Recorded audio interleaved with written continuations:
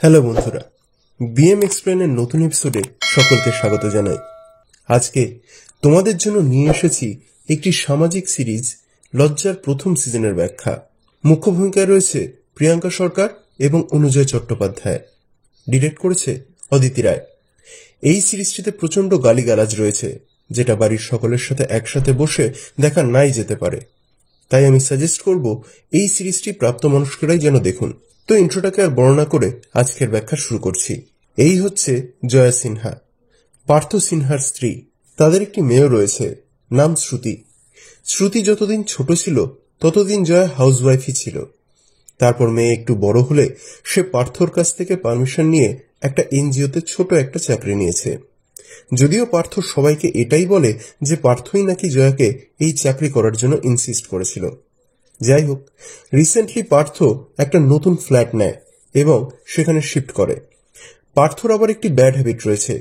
সে খুব রকচটা এবং খুব অল্পতেই নিজের মুখের ভাষা খারাপ করে যাকে তাকে অকথ্য গালাগাল দেয়। আর যখন সে এই কাজটা করে তখন তার দিকবিদিক জ্ঞান থাকে না। জয়াকে পর্যন্ত সে ছোট ছোট কারণে এত নোংরা নোংরা গালি দেয় যে সেটা লোকসমক্ষে উচ্চারণ করতেও অস্বস্তি হয়। কিন্তু জয়া তাও সংসারের শান্তির কথা চিন্তা করে পার্থর এই মুখ খিস্তি মেনে নেয়। এমনকি তার নিজের মেয়ে শ্রুতি পর্যন্ত জয়াকে হেয় করে। এইভাবেই চলতে থাকে জয়ার জীবন, যার ফলে সংসারের শান্তি থাকলেও জয়ার মনের শান্তি ছিল না, যার প্রভাব জয়ার কর্মক্ষেত্রেও পড়তে শুরু করে। ফলে জয়া একটা ভীষণ সিদ্ধান্ত নেয়। সে প্রথমে তার অফিসে জানায় যে সে কিছুদিনের জন্য অফিসে আসবে না।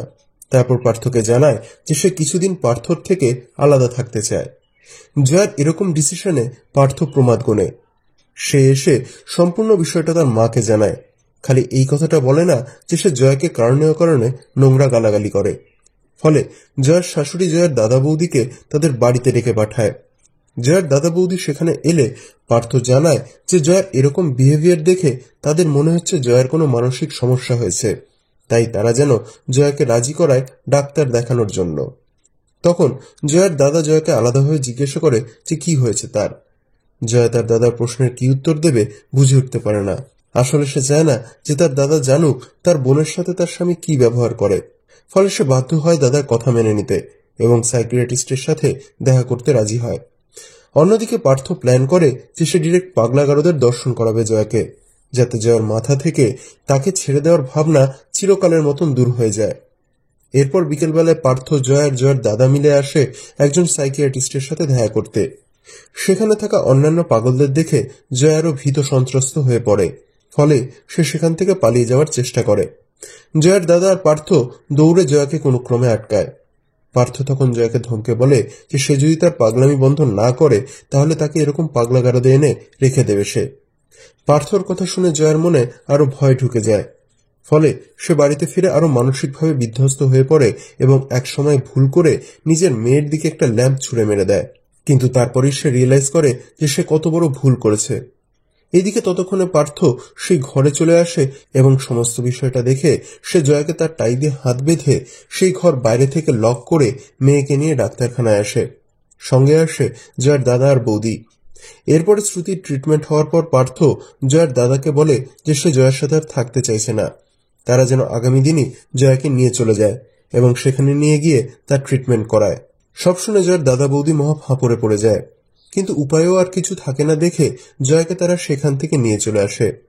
জয়া ভেবেছিল যে নিজের বাবার বাড়ি এসে মনে হয় একটু শান্তি পাবে, কিন্তু ওকে দেখে ওর নিজের ছোট বোন ওর সাথে এত খারাপ বিহেভ করতে শুরু করলো যে জয়া আলটিমেটলি সেখানে এসেও শান্তি পায় না।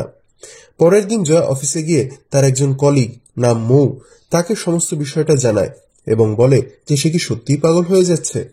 তখন মৌ তাকে একজন সাইকোলজিস্টের সাথে দেখা করতে পাঠায় এবং ওকে সমস্ত ঘটনা খুলে বলতে বলে। সেই অনুযায়ী জয়া যায় সেই সাইকোলজিস্টের সাথে দেখা করতে। সাইকোলজিস্টের সাথে কথা বলতে বলতে ওর মন অনেকটা হালকা হয়। জয়া আবার আগের মতন সকলের সাথে একটু একটু করে মিশতে থাকে। এরই মধ্যে জয়ার সাথে আলাপ হয় ওরই কলিগ মৌয়ের একজন ভালো লয়ার ফ্রেন্ড সূর্যের সাথে। তার সাথে খুব ভালো বন্ধুত্ব হয় জয়ার। এরপরে জয়া, সূর্য আর মৌ একদিন একটা রেস্টুরেন্টে যায় খেতে। দুর্ভাগ্যক্রমে সেখানে পার্থ এসে হাজির হয় এবং জয়াকে এরকম দেখে সকলের সামনে তাকে অকথ্য ভাষায় গালাগাল করে, যার ফলে লজ্জায় জয়া সেখান থেকে চলে যেতে বাধ্য হয়। এরপরে জয়ার লাইফে আরো একটা ঘটনা ঘটে বজ্রপাতের ন্যায়। পার্থ ওকে ডিভোর্সের নোটিশ পাঠায় এবং তার সাথে এটাও লিখে দেয় যে সে তার মেয়ের শ্রুতির সম্পূর্ণ কাস্টাডি নিয়ে নেবে। এই নোটিশ পেয়ে জয়া কান্নায় ভেঙে পড়ে। সে কি করবে বুঝেই উঠতে পারে না। সে প্রথমেই যায় তার দাদা আর মৌকে নিয়ে সূর্যের কাছে। সমস্তটা শুনে সূর্য বলে জয়া কি চায়, এই সংসার বাঁচাতে। জয়া জানায় যে সে তার মেয়ের সাথে একসাথে থাকতে চায় এবং সংসার বাঁচাতে চায়। সেই শুনে সূর্য জয়াকে বোঝায় যে সে কি আদৌ ওই পার্থর সাথে থাকতে পারবে আপোষ করে। জয়া জানায় যে সে মেয়ের জন্য সবকিছু সহ্য করে নেবে। তখন সূর্য আর কিছু বলে না, খালি বলে যে সে চেষ্টা করবে তার সংসার বাঁচানোর। কিন্তু কোর্টে গিয়ে জয়া দেখতে পায় যে ওর শ্বশুরবাড়ির সকলেই তার থেকে রেহাই চায়, সেই কারণে তাকে পাগল প্রমাণ করতে তারা পিছু পা হচ্ছে না। তখন জয়া যায় তার মেয়ে শ্রুতির সাথে আলাদা করে কথা বলতে, কিন্তু শ্রুতিও যখন বলে যে সে তার মতন পাগল মানুষের সাথে আর থাকতে চায় না, সেও চায় যে তার মা যেন তাদের থেকে আলাদা হয়ে যায়। সেই শুনে জয়ার মন একদম ভেঙে যায়।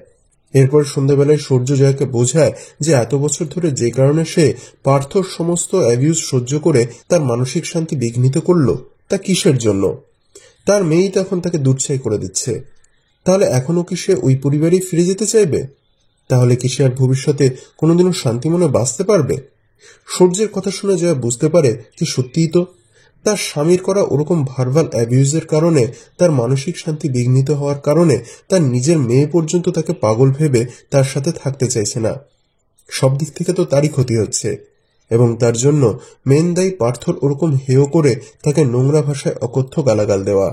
অতএব এবার তাকেও রুখে দাঁড়াতে হবে এবং তার সাথে হওয়া সব অন্যায়ের দাম এবার পার্থকে দিতেই হবে।